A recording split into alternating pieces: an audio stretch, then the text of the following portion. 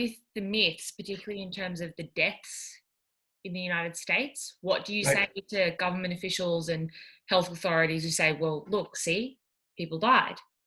Yeah, well, it's a matter of, can we get beyond the whole death of truth problem and actually talk about facts?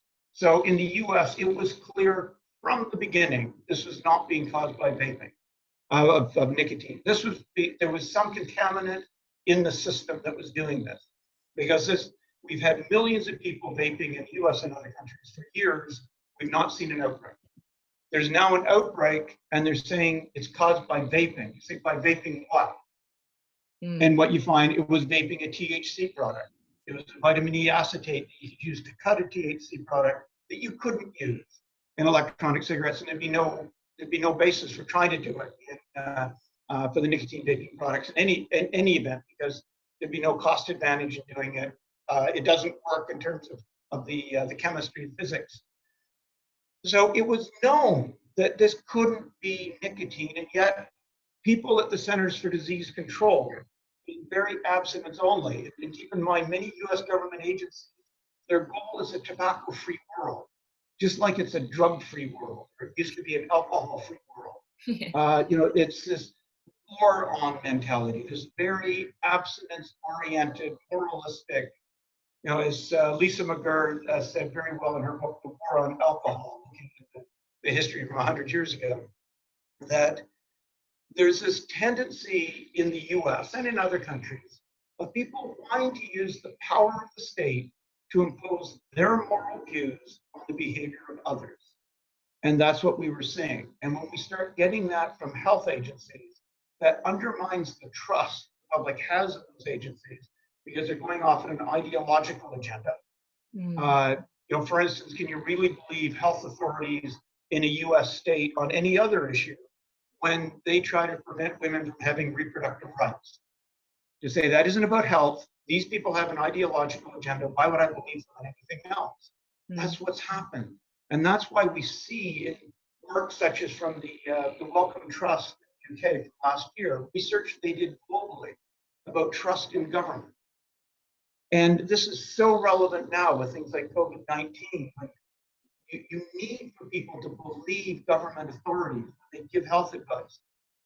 But last year, this research showed that 4 in 10 Americans do not trust health advice from their government, even some.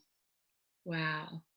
Those who say that I trust the government a lot or even some was only 59%. Wow. How do you deal with health problems and this isn't that some external party like Russian trolls have undermined the belief in these authorities.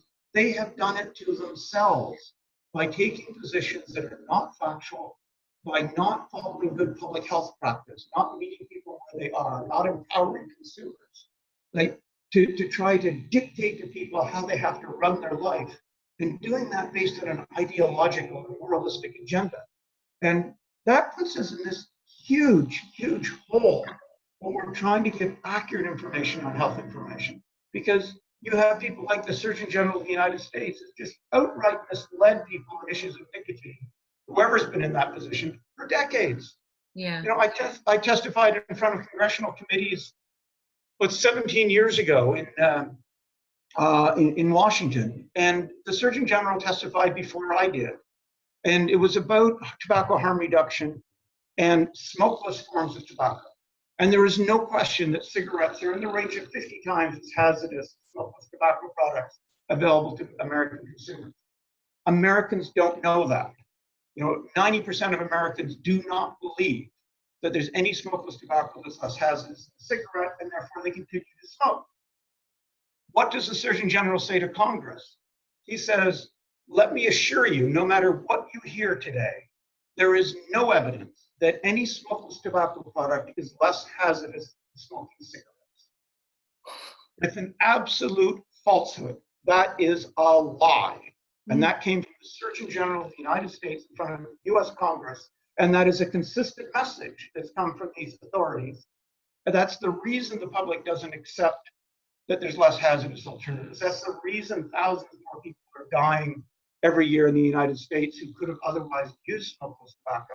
Mm. And it's a reason as people learn more about this, they don't trust health authorities.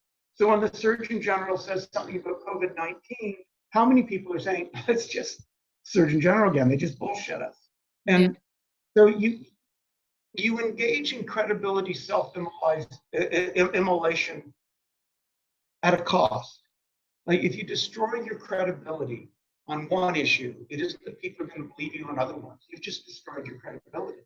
So I think what's happening on issues of nicotine and tobacco harm reduction and misinformation, the myths, the constant effort to come up with yet another scare story that keeps people smoking lethal cigarettes, it has huge ramifications for our entire health system and certainly for public health implications.